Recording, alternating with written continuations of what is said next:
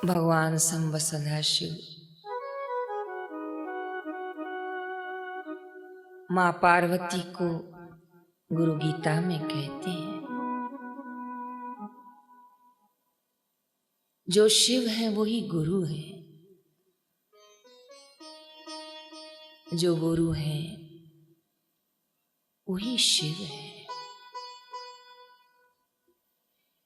शिव कृपा से गुरु है मिलते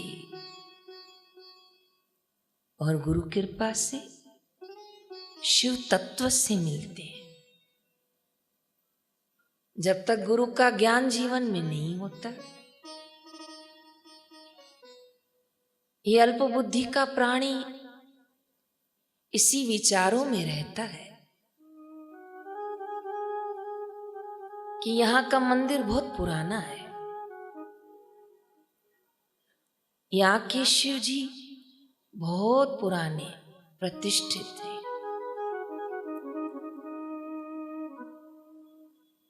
लेकिन जब गुरु महापुरुष सत्संग का प्रकाश देते हैं तो ये जीव को बोध होता है कि शिव कभी नए और पुराने नहीं हो सकते। शिव तो आदि अनंत है। बोलिए तो, शिव तो आदि अनंत है। इसीलिए तो उनका एक नाम महाकाल है, कालों का भी काल। लेकिन ये भेद कौन मिटाए?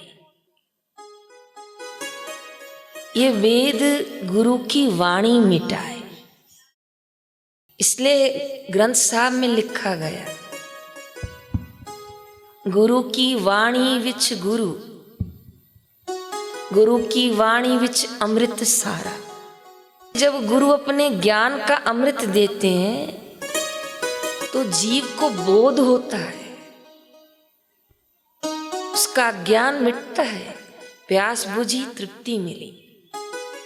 ऐसे अज्ञान मिटकर उससे पता चलता है कि ये सदाशिव भगवान की प्रतिमा जरूर पुरानी है, पर शिव तत्व का तो कोई और छोर ही नहीं है। लेकिन ये गुरु कृपा करेंगे तो समझ खुलेगी, गुरु ज्ञान देंगे तो भेद मिटेगा। नहीं तो वेद में ही हो सकता है पूरा जीवन गुजर जाए कि हम ब्राह्मण हैं तुम छोटे हो, हम पुरुष हैं तुम नारी हो, हम गोरे हैं तुम काले हो, हम धनवान हैं तुम गरीब हो, हम अच्छे हैं तुम। हो सकता है इन्हीं भेदों में जीवन पूरा हो जाए अगर सत्संग न मिले तो। लेकिन सत्संग मिलेगा तो क्या होगा? बड़ा उपकार होगा गुरुजनों का। भजन गाते ना, मैं वारी जावा बलिहारी जावा, तो गुरु ते वारी क्यों जावा? कि मेरा भेद मिटाया, कि अलख का जोत जगाया। कितनी मंदिरों में आज भी भीड़ रहती है, लेकिन एक दिन केवल जितनी मंदिर में भीड़ है, एक बार केवल लाइन में खड़े हुए को पूछना कि तुम मंदिर क्यों आए हो, तो आखिरी से लेके पहले तक आपको इतनी लंबी लिस्ट मिलेगी। बुरा नहीं मानना, जो जाते हैं वो मांगने वाले ही होते। कोई हजारों में 100 में एक जाता है तो जाता है। तो ये इतना मांगना क्यों? क्योंकि जीवन में संतुष्टि नहीं है। तभी तो कई पहाड़ों पे मारा जाता है, कभी कुएं पे मांगा जाता है, कभी तालाबों पे मांगा जाता है, कभी नदियों में जाके मांगा जाता है। तो ये मांगे पूरी कब हुई? कि कबीरा मांगे मांगना सब पूरा हो जाएगा। कब? कहा प्रभु दीजो मोहे दो। क्या? संत समागम हरि कथा मोर निष्दिन। अगर ये हो गई तो मांग पूरी हो जाएगी। फिर तो वो दिन भी आ सकता है कि भगवान आपको पूछें कि बोल तुझे, वो दिन भी गुरु कृपा से आ सकता है। पर वो तब आएगा जब जीवन में गुरु का ज्ञान होगा। वो संतुष्टि, वो आत्मा प्रसन्नता, वो आत्मा विश्रांति तब आएगी। ऐसे ऐसे संत हरिद्वार में हो गए, ऐसे ऐसे संत धरा पर हो गए, एकांत में बैठे और माँ पार्वती ने उनको कहा कि कुछ मांग लो, मैं तुम पर बहुत प्रसन्न हूं। तो वो महापुरुष कहते हैं माता तुमको कुछ चाहिए तो मुझसे मांग लो, मुझे तुमसे कुछ भी बोलो, झूठ मूठ में ही बोलो, नहीं चाहिए। ऐसी स्थिति है हमारे संतों की। कभी हरिद्वार आए तो बापूजी के मित्र संत घाट वाले बाबा, ऐसी निराली स्थिति पूछो नहीं। बापूजी की स्थिति देखिए, दुनिया को लग रहा होगा बापूजी 10 साल से अंदर है, और बापूजी हमको देख के कहते हैं तुम जन्मों से अंदर हो। मैं तो जहां अंदर हूं ऐसी स्थिति में हूं, ना अंदर ना बाहर, और हम तो उसी घेरे में घूम रहे हैं। तो घेरे से बाहर कब निकलेंगे? कि जब संतों की उंगली पकड़ेंगे, और उंगली पकड़ के छुड़वानी नहीं है। जहां संत ले जाएं वहां उनके साथ चलना है। संसार को कई जगहों पर भूल भुलैया कहा गया। शब्द बोलिए तो। लखनऊ जाते हैं ना कभी, तो वहाँ एक इमारत बनी है। मेरे को एक दिन समिति वाले ले गए थे, तो कहे बहन जी हम आपको छोड़ रहे हैं, बाहर आप खुद आना। मैंने कहा बिल्कुल आ जाऊंगी, लेकिन वो जाते समय बोल के गए थे इसका नाम भूल भुलैया है। तो मैंने बाहर निकलने के लिए रास्ता ढूंढा तो अंदर चली गई, नीचे जाने की कोशिश की तो ऊपर आ गई। 3 चक्कर कट गए मेरे ऐसे। तो मुझे लगा सच में भूल भुलैया है। एक चौकीदार बैठा था, मैंने कहा थोड़ी मदद करो। कहा हर बंदा हमको यही बोलता है। मैंने कहा भाई बता दो, मेरे लोग बाहर खड़े हैं। बोला बहन जी बाहर जाना है। मैंने कहा हाँ। तो बोले अंदर जाओ। मैं उसकी बात पकड़ ली, जो अंदर गई तो बाहर निकल गई। तो मैंने समिति वालों को कहा देखो मैं आ गई ना। तो बोला बहन जी पक्का किसी से पूछा होगा आपने। पूछे बिना तो मैं नहीं बाहर आ सकती, और 5 राउंड कट जाते मेरे, क्योंकि मैंने खूब घूम के देखा, उसकी खिड़की दरवाजे सब एक जैसे थे, पता ही नहीं चल रहा था। इसलिए उसका नाम भूल भुलैया है। इसी प्रकार संतों ने इस संसार को भी क्या कहा है? भूल भुलैया। यहाँ आते तो हैं, वादे तो बड़े करते हैं भगवान को, लेकिन यहाँ आके इतनी माया मधुर और मीठी है कि भूल जाते हैं। तो कहा फिर संत क्या करते हैं? तो कहा जब हम भूल जाते हैं ना, तब उस संत आके हमारा कान पकड़ते। 2 भाई थे, बड़ा भाई कॉलेज गया था, छोटा स्कूल गया था। माँ को बहुत सिर में दर्द हो रहा था। छोटा आया तो 5 रुपए दिए, सिर की गोली लिया। वो लेने तो गोली गया था सिर की, पर वहाँ बंदरों का नाच चल रहा था। वो बैठ गया देखने। जो तो माँ का दर्द बढ़ बढ़ के शाम हो गई, पर वो गायब, पैसे भी गायब। बड़ा वाला आया, कहा देख छोटू कहाँ गया है। वो देखने गया तो पूछा मेडिकल वाले को, बोले यहाँ तो आया ही नहीं। तो कहा उधर देखो बंदरों का नाच है। तो सबसे आगे बैठा था और बड़े आराम से देख रहा था। वो बंदर का जू निकाल रहा था, देख रहा था। तो बड़े भाई ने कुछ नहीं किया, जाके उसका जोर से बोलो, जोर से मरोड़ा और ऐसे इशारा किया। तो उसने बोला हाँ हाँ याद आ गया, दवाई लेने आया था, खड़ा हो जा। बोले चल। तो माँ ने पूछा कहाँ गया था? कहाँ तेरे को भेजा था, शाम को आया है। तो कहा माँ मुझे नाच इतना प्यारा लगा कि मैं आपकी दवाई लेना ही, बस हमारा यही हाल है। आए तो हरि भजन को थे, आए तो निज स्वरूप पानो क्यों थे, पर यहाँ आके भूल गए। तो महापुरुषों का बड़ा उपकार है कि वो सत्संग सुना के हमारा कान खींचते हैं। जब कान खींचते हैं और सुनाते हैं हमको कड़वे वचन कई बार कि यह तन विष की बेलरी, ये विष की बेलरी है, गुरु अमृत की खान, सिर दीजे सतगुरु मिले तो भी सस्ता जान।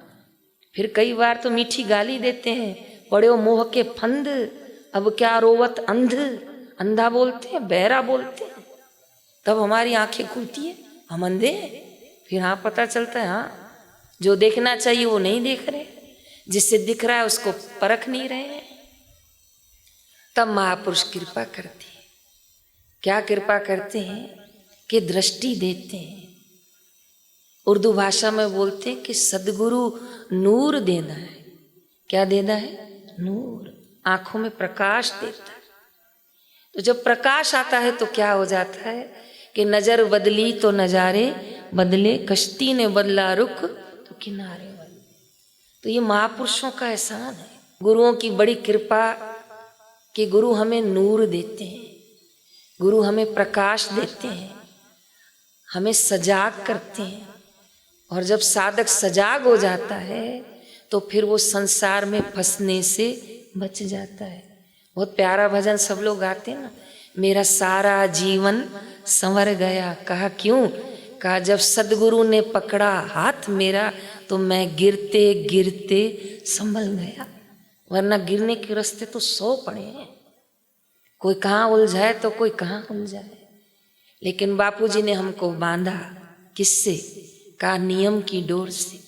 11 माला करोगे, हाथ ऊपर उठाया तो दीक्षा में बिठाया। न जाति पूछी, न हमारी इनकमिंग पूछी, न हमारे कमरे पूछे, न हमारा वर्ण पूछा। बस बोला माला करोगे आ जाओ। वो हिमाचल वाला हो कि बम्बई वाला हो कि कलकत्ता वाला हो कि उड़ीसा वाला हो, गुरुजी ने सबको दीक्षा का दान दे दिया। तो जब गुरु दीक्षा का दान देते हैं और हम सुमिर करते हैं, सुमिरन करते हैं उसको, तो सुमिर सुमिर सुमिर सुख पाओ। गुरु नानक साहब कहते हैं फिर कष्ट कलेश मिटेंगे और अंदर का प्रकाश जगेगा। एक होता है बाह्य प्रकाश और एक होता है आंतरिक प्रकाश। बाह्य प्रकाश के साधन तो आपको पता है, लेकिन आंतरिक प्रकाश के साधन क्या है? आंतरिक प्रकाश के साधन पहला है सतगुरु की वाणी। बोलिए तो, सतगुरु की। जैसे जैसे सुनते जाओगे ना, इस साध्वी का वचन है, आपको अंदर अंदर प्रकाश होता जाएगा। और एक दिन ऐसा प्रकाश होगा कि फिर वो बापूजी को जैसा बोध हो गया ना कि ब्राह्मी स्थिति प्राप्त कर, कार्य रहे ना शेष, फिर मोह कभी ना ठग सके। क्यों? क्योंकि इच्छा नहीं लवलेश। फिर वो स्थिति आ जाएगी। लेकिन वो स्थिति जब तक आए तब तक नित्य महापुरुषों की वाणी श्रवण करनी चाहिए। एक दिन हम किसी के घर रुके थे तो उनके घर पर गुरु ग्रंथ साहब रखा हुआ था। तो वो 4 बजे उठ गई और आकर गुरु ग्रंथ साहब को प्रणाम करने लगी। मैंने कहा क्यों आ रहे हो, क्या कर रहे हो? तो कहा ग्रंथ साहब में प्रकाश कर रही हूँ। तो जैसे ग्रंथ साहब के वचन खोल के पढ़ते हैं तो पाठी बोलता है कि प्रकाश हो गया।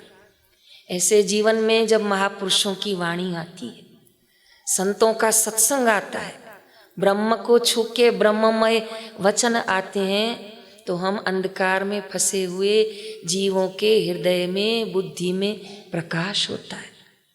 इसलिए सत्संग पूरा होता है तो गाते हैं असतो मां सद्गमय। हे भगवान, हे गुरुदेव, हमें कहाँ ले चल, असत्य से हमें सत्य की ओर ले चल। तमसो मां ज्योतिर्गमय। अंधकार होगा तो रस्सी भी सांप लगेगी, और प्रकाश होगा तो पता चल जाएगा कि डरने की कोई बात, ये सांप नहीं है, ये तो रस्सी है। तो गुरुओं की वाणी क्या देती है? गुरुओं की वाणी प्रकाश देती है तो निर्भय बनाती है। इस संसार में इसको सत्य मान के हम इसमें पिसते रहते हैं, लेकिन जब गुरुओं की वाणी प्रकाश देती है तो हमें बोध करवाती है कि संसार की गहराइयों में जाओगे तो ईश्वर की गहराइयां छूट जाएंगी, और ईश्वर और गुरुओं की गहराइयों में जाओगे तो वचन देती हूँ संसार की गहराइयां छूट जाएंगी। भले छूटे, क्योंकि संसार की गहराइयों में कुछ रखा भी नहीं है। मिट्टी खोदोगे मिट्टी ही निकलने वाली। इसलिए विचार कीजिए कि प्रकाश किससे होता है, तो प्रकाश ज्ञान से होता है। इसलिए नित्य त्रिकाल संध्या का नियम रखें। आश्रम से, चैनल से 3 संध्या आती हैं। कुछ नहीं करें तो संध्या के समय हाथ पैर धो के आसन बिछा के बैठ जाएं। माला का नियम करें। एक बंदा था, उसका नाम लाल बुजक्कर था। वो जूता खरीदने गया, मन चंचल था उसका। जीवन में प्रकाश नहीं था। प्रकाश न होगा तो अंधकार में कहीं भी जाएगा मन। जितने दुकान में जूते थे सब निकलवा दिए, उसमें भी पैर डाला, उसमें भी पैर डाला। आखिर दुकानदार ने बोला, भाई साहब कुछ लेना भी है कि नहीं? तो कहा, ले रहा हूं ना, ले रहा हूं। और ऐसे करते लाइट चली गई, अंधकार हो गया, तो उसका पैर जूते में फिट हो गया, उसको लगा। तो उसने कहा, बस अब यही लूंगा मैं, इसमें मेरा पैर बिल्कुल फिट हो गया। तो उसने कहा, भले लेना पर लाइट तो आए, तभी तो मैं दाम बताऊंगा कि आपने कौन सा जूता लिया है। तो कहा, ठीक। जैसे लाइट आई तो पता चला जो उसका पैर था वो जूते में नहीं, एक डिब्बे में फिट हो गया था। जयराम जी की। कब पता चला? प्रकाश। तब तक वो सोच रहा था कि ये सबसे अच्छा जूता है। बस यही हाल है संसार में। जो वहाँ धन कमाता है, अच्छे पदों पे रहता है, उसके जैसा लगता है हमारे जैसा और कोई नहीं। लेकिन जब गुरु चरणों में आके बैठते हैं, सत्संग सुनते हैं, तो पता लगता है सच में हमारे जैसा तो और कोई है ही नहीं। हम तो शुद्ध ब्रह्म स्वरूप थे, और कहाँ क्या मान बैठे थे, अपने आप को कोलू के बैल की नहीं पिसे जा रहे थे। कितनी महिमा गाऊं मैं, कितना करूं गुणगान, मेरी जीवा एक है और हे सतगुरुदेव तेरे उपकार अनंत हैं। सबसे बड़ा उपकार महापुरुषों का कि हमारे जीवन में प्रकाश किया, सत्संग रूपी साधन दिया, ज्ञान रूपी अनमोल रतन दिया, मंत्र जाप देना, दीक्षा का दान देना, और इस मनुष्य को जीव से शिव बनाने की ओर यात्रा करवाना, बड़ा उपकार है। आप कभी शिविर में आएंगे या कभी बापूजी विराजमान होंगे तो आप लोग शिविरों में आए होंगे, तो आपने देखा होगा बापूजी बैठे थे तो एक ग्रंथ पढ़ाया जाता है हमारे आश्रम में। बड़ा सूक्ष्म ग्रंथ है और बापूजी उसकी बड़ी सरलता सहजता से उसको समझाते हैं, जिस ग्रंथ का नाम है योग वशिष्ठ महारामायण। बोलिए तो। आपको कोई पूछे ना कि आपके आश्रम का इष्ट ग्रंथ क्या है, तो ये नाम बताइए। हमारे आश्रम का इष्ट ग्रंथ है योग वशिष्ठ महारामायण। बापूजी ने इस ग्रंथ को जितना सरल और सहज किया कि आपके मेरे जैसा आम व्यक्ति भी इस ग्रंथ को समझता है, जबकि ये संवाद प्रभु श्री राम और उनके भी गुरु वशिष्ठ के मध्याह्न ये संवाद है। पात्रता राम जी जैसी और सर्वश्रेष्ठ योग वशिष्ठ, आपकी मेरी कहाँ पात्रता है? लेकिन बापूजी ने उस पात्रता का निर्माण किया। आज भी कितने साधक हैं, मैं उनके घरों में देखती हूँ तो उनके साधन के जगह पर मंदिर में योग वशिष्ठ पड़ा होता है। मैं पूछती हूँ, रोज पढ़ते हो? कहा रोज पढ़ता हूँ। समझ में आता है? कहा पहली बार तो नहीं आया, अब समझने आने लग गया है। बापूजी का सुनते रहते हैं और पढ़ते रहते हैं तो अब समझ में आने लग गया। और इस ग्रंथ को पढ़ने के बाद लगता है कि अब और कोई ग्रंथ पढ़ने की गुंजाइश नहीं है। ऐसा अद्भुत ग्रंथ हमको बापूजी ने सरलता और सूक्ष्मता से समझाया। तो ये महापुरुषों का उपकार है कि हमारे जीवन में प्रकाश किया। जब साधन दे के प्रकाश किया, सत्संग साधन दे के प्रकाश किया, अमृतमय वाणी सुनाकर प्रकाश किया। और तो मैं क्या बताऊं आप साधकों को, आपका अनुभव आपके साथ होगा। जब से हम गुरु चरणों से जुड़े, सत्संग से जुड़े, बुरी आदतें हमको छोड़नी नहीं पड़ी, बुरी आदतें स्वतः छोड़